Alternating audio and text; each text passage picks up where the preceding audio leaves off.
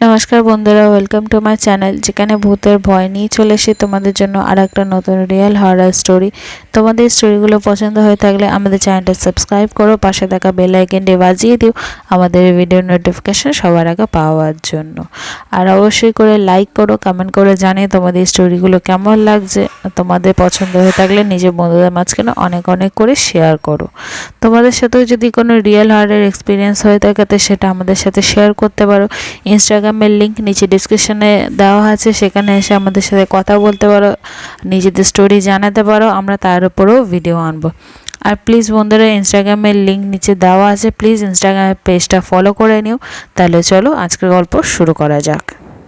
আষাঢ় এক ঝড়ো রাত, গভীর রাত, আকাশ মেঘে ঢাকা, বিদ্যুৎ চমকাচ্ছে।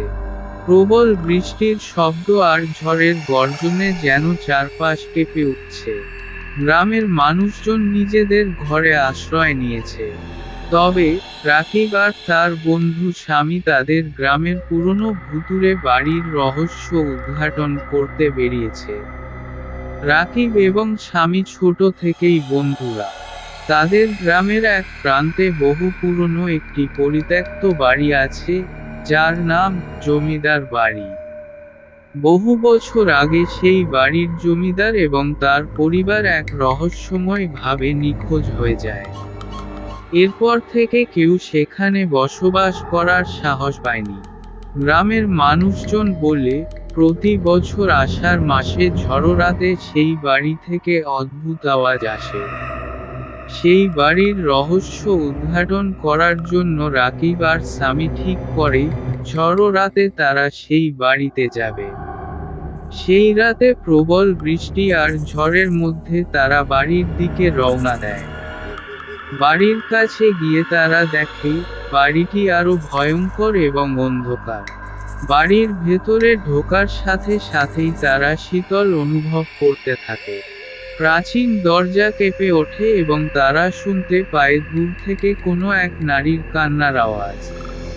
স্বামী ভয় পেয়ে যায়, কিন্তু রাকিব তাকে সাহস দেয় এবং বলে, এই সব শুধুই বাতাসের খেলা। আমরা সত্য উদ্ঘাটন করতে এসেছি। তারা ধীরে ধীরে বাড়ির ভেতরে এগোতে থাকে। একটি কক্ষের দরজা খুলে তারা দেখে, একটি প্রাচীন আয়না ঝুলছে এবং সেই আয়নার সামনে একটি ছায়ামূর্তি। হঠাৎ করে আয়নায় জমিদারের চেহারা ফুটে ওঠে এবং সে তাদের দিকে চেয়ে থাকে। ভয়ে পিছু হটতে গিয়ে তারা দেখতে পায়, মেঝেতে রক্তের দাগ। তারা দৌড়ে বাড়ির নিচতলায় পৌঁছে। সেখানে তারা একটি পুরনো ডায়েরি পায়, যেখানে জমিদার পরিবারের শেষ দিনগুলোর বিবরণ লেখা। ডায়েরিতে লেখা ছিল, জমিদারের স্ত্রী তাদের উপর এক ভয়ানক অভিশাপ দিয়েছিল, যে কারণে তাদের আত্মা এই বাড়িতে আটকে গেছে। তারা বুঝতে পারে, সেই অভিশাপের কারণেই প্রতি বছর আষাঢ় মাসে ঝড়ো রাতে এই বাড়ি থেকে অদ্ভুত আওয়াজ আসে। ঠিক তখনই স্বামী অদৃশ্য শক্তির দ্বারা টেনে নিয়ে যায়।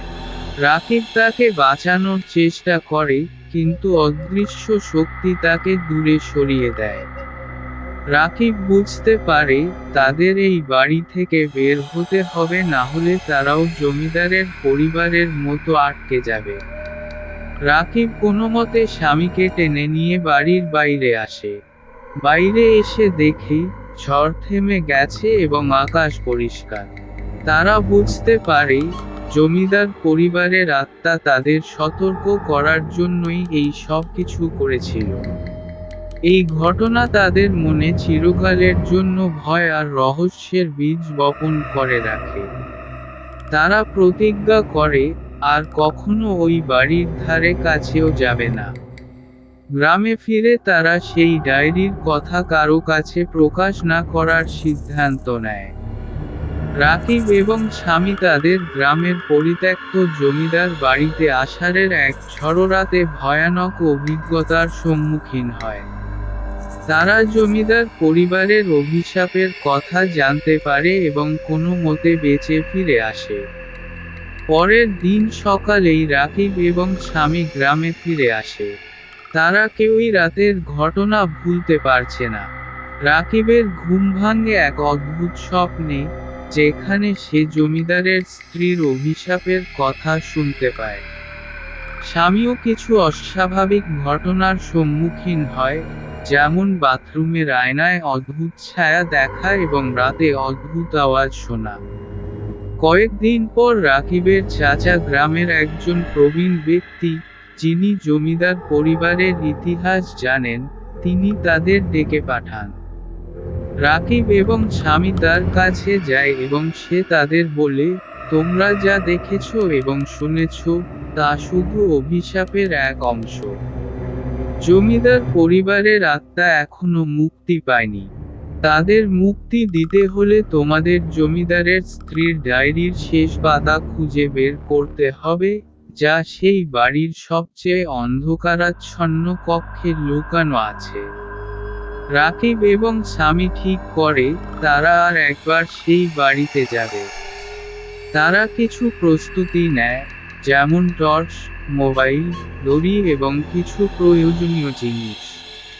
রাতে আবারও ঝড় ওঠে এবং তারা সেই ভুতুড়ে বাড়ির দিকে রওনা দেয়। বাড়িতে ঢোকার সাথে সাথেই আবারও সেই শীতল অনুভূতি ফিরে আসে। তারা প্রথমে সেই কক্ষে যায় যেখানে ডায়েরিটি পেয়েছিল। এবার তারা খুঁজে বের করে সেই কক্ষে একটি গোপন দরজা আছে, যা আগে তারা দেখতে পায়নি। গোপন দরজা খুলে তারা একটি সিঁড়ি দেখতে পায়, যা বাড়ির নিচে ভূগর্ভস্থ কক্ষে নিয়ে যায়। সেখানে পৌঁছে তারা একটি পুরনো কাঠের বাক্স দেখতে পায়। বাক্স খুলতেই তারা পায় সেই ডায়েরির শেষ পাতা, যেখানে জমিদারের স্ত্রীর হাতের লেখা রয়েছে। লেখাতে স্পষ্টভাবে বলা হয়েছে, আমার আত্মার মুক্তি পাবে, যদি এই বাড়িতে প্রতিটি প্রাচীন মোমবাতি একসাথে জ্বালানো হয়। রাকিব এবং স্বামী মোমবাতি খুঁজে বের করে এবং একে একে সবগুলো জ্বালাতে শুরু করে। হঠাৎ তারা অনুভব করে, বাড়ির মেঝে কেঁপে উঠছে এবং চারপাশে এক অদ্ভুত আলো ছড়িয়ে পড়ছে। এক সময় তারা দেখতে পায়, জমিদার পরিবারের সব সদস্যের আত্মা মুক্ত হয়ে আকাশে মিশে যাচ্ছে। রাকিব এবং স্বামী বাড়ি থেকে বের হয়ে দেখে, ঝড় থেমে গেছে এবং আকাশে এক উজ্জ্বল তারা ঝলমল করছে। তারা অনুভব করে, এক অসম্ভব ভয়ঙ্কর অভিজ্ঞতার পর তারা সফল হয়েছে জমিদার পরিবারের অভিশাপ মুক্তি দিতে। তারা বুঝতে পারে, তাদের সাহস এবং বন্ধুত্বই তাদের এই যাত্রায় সফল করেছে। গ্রামের মানুষজন তাদের এই কীর্তির কথা শুনে ধন্যবাদ জানায় এবং সেই বাড়ির ভয়ও দূর হয়ে যায়। গল্পের শেষে রাকিব বলে, কখনো কখনো সাহসিকতার সাথে সত্যের সম্মুখীন হতে হয়। এই অভিজ্ঞতা আমাদের শিখিয়েছে যে কোনো রহস্যের পিছনে লুকিয়ে থাকা সত্য উদ্ঘাটন করা সম্ভব, যদি আমাদের মধ্যে সাহস থাকে। আশার এক ঝড়ো রাত। আপনি কি কখনো কোনো রহস্যময় ঘটনার সম্মুখীন হয়েছেন? আপনার অভিজ্ঞতা আমাদের কমেন্টে জানান।